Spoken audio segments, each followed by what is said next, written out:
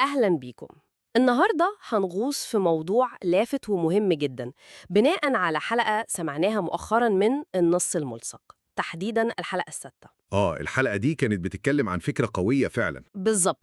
فكرة إزاي الذكاء الاصطناعي ممكن يكون هو الأداة مم. اللي تساعدنا نحول خبراتنا ومعرفتنا لمنتج رقمي، منتج مربح ومفيد كمان، زي مثلا كورس أو كتاب إلكتروني. وهي نقطة مهمة، لأن دايما في حاجة زي حاجز نفسي كده من الحتة دي. فعلا، واضح ان المصدر ده النص الملصق شاف ان المشكلة مش نقص خبرة قد ما هي تعقيد العملية نفسها والخوف من التكنولوجيا يمكن. تمام. فمهمتنا النهاردة اننا نفكك تحليلهم ده شوية ونشوف من وجهة نظرهم هم ازاي ال AI بيغير المعادلة. وهو كمان لمح لنقطة تانية مهمة في الحلقة دي، اللي هي أهمية المنتجات دي في بناء علامة تجارية شخصية وتحقيق دخل ممكن يكون مستمر، والأحلى بقى من غير مشاكل التخزين والشحن والقصص دي. دي حقيقة.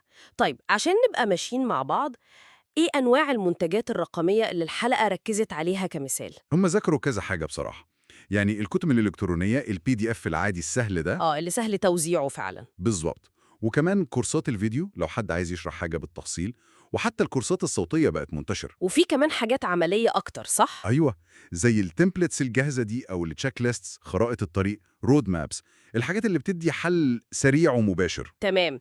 اللي كان لافت بقى في تحليل النص الملصق هو مش بس ذكر الأدوات دي. لا، هم ركزوا على دور كل أداة في كل مرحلة، ودي كانت نقطة كويسة جدا. زي إيه مثلا؟ يعني مثلا لما اتكلموا عن تشات جي بي تي، ما كانش بس إنه بيكتب وخلاص، لا، وضحوا إزاي ممكن نستخدمه في الأول خالص لتوليد الأفكار لو الواحد مش عارف يبدأ منين.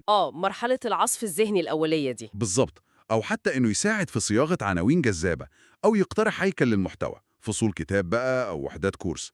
ده بيقلل قوي من رهبة الصفحة البيضة دي. دي نقطة مهمة فعلا، حتة تقليل الرهبة دي. طيب، المصدر اتكلم عن أدوات تانية بعد مرحلة الأفكار دي؟ أكيد.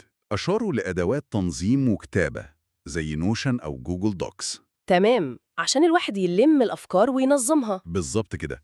دي المساحة اللي الواحد بيصقل فيها الأفكار الأولية دي ويحولها لمحتوى منظم فعلا. وبعدين نقلوا لنقطة تانية، اللي هي التصميم بقى والشكل النهائي. وهنا جت سيرة كانفا غالبا. أيوة بالظبط. الحلقة وضحت إن كانفا مش بس تصميم صور وخلاص، لأ، ممكن نستخدمها لعمل شكل احترافي لملف PDF نفسه، أو شرايح العرض للكورس، أو حتى الغلاف اللي هو واجهة المنتج. طب ولو المنتج فيه فيديو، هل اتكلموا عن النقطة دي؟ طبعا. لمحوا لأدوات تسجيل زي OBS Studio لو حد عايز حاجة احترافية شوية، أو حتى أدوات أونلاين أبسط زي InVideo. دي للي عايز يسجل شرح مثلا. أيوة، أو يعمل فيديوهات تعليمية. وفي إشارة كمان لأدوات زي Pictory. ودي بتعمل إيه؟ دي ممكن تحول نصوص مكتوبة لفيديوهات بسيطة بسرعة، يعني حلل اللي مش عايز يظهر بنفسه أو عايز يوصل معلومة بشكل مرئي سريع. الفكرة اللي المصدر كررها إن لكل خطوة في أداة بتسهلها. كمان قوي. يعني لو حبينا نلخص الخطوات اللي المصدر بيقترحها هتكون تقريبا كده: نبدأ الأول بتحديد المشكلة بالظبط اللي المنتج بيحلها أو المهارة اللي بيعلمها، ده أساس القيمة كلها. صح. بعدها ممكن نستخدم أداة زي تشات جي بي تي عشان تساعدنا نقسم الموضوع لوحدات منطقية أو فصول ونطلع مسودة أولية للمحتوى. تمام. والخطوة الثالثة، ودي أكيد المصدر شدد عليها، المراجعة البشرية بقى، نضيف خبرتنا ولمستنا للمحتوى الأولي ده. دي أهم خطوة تقريبا. فعلا.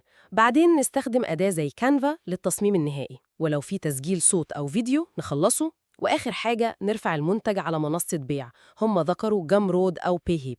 منصات بتسهل الدفع والتسليم الرقمي. بالظبط. وبعدين نبدأ الترويج بقى. وهنا المصدر قدم شوية نصايح مهمة قوي، مش بس خطوات تقنية. زي إيه؟ قول لنا. يعني أهم نصيحة كانت إن القيمة الحقيقية هي الأهم، مش حجم المحتوى. منتج قصير ومركز ومفيد فعلا أحسن بكتير من كورس طويل وممل ومفهوش فايدة حقيقية. دي حقيقة، الجودة أهم من الكمية. بالظبط. وأكدوا كمان على أهمية سهولة الاستخدام، يعني التنسيق يكون مريح للعين وسهل الواحد يتنقل فيه، سواء كتاب أو فيديو. منطقي جدا. نقطة تانية ركزوا عليها هي احترافية الشكل الخارجي، الغلاف بقى، صفحة الهبوط، ده أول انطباع. صحيح. وأخيراً، لو طبيعة الموضوع تسمح، المصدر نصح بإضافة أمثلة عملية أو تمارين تطبيقية، ده بيحول المعلومة من مجرد كلام نظري لتجربة تعليمية حقيقية. بيزود الفايدة جدا. هايل. يبقى نقدر نقول إن الخلاصة اللي طلعنا بيها من تحليل النص الملصق الحلقة السادسة دي هي إن الذكاء الاصطناعي ممكن يكون فعلاً الشريك اللي بنحتاجه عشان نترجم خبراتنا لمعرفة قابلة للمشاركة والبيع. هو مش بديل عن الخبرة طبعا ولا عن الجهد. لا طبعاً، لكنه بيشيل كتير من العقبات التقنية والنفسية اللي كانت ممكن توقف ناس كتير زمان. بالظبط كده. وده بيفتح الباب لسؤال أعمق شوية، ويمكن المصدر نفسه أشار ليه بشكل ضمني، اللي هو إن ورا كل الأدوات والخطوات دي ومع السهولة اللي ال AI بيوفرها في الإنشاء، إيه هي بقى طبيعة المعرفة أو المهارة الفريدة اللي عند شخص ما؟ المعرفة اللي ممكن فعلا تتحول لمصدر إثراء حقيقي للآخرين، بحيث تبقى أكتر من مجرد منتج رقمي، تبقى قيمة مضافة بجد.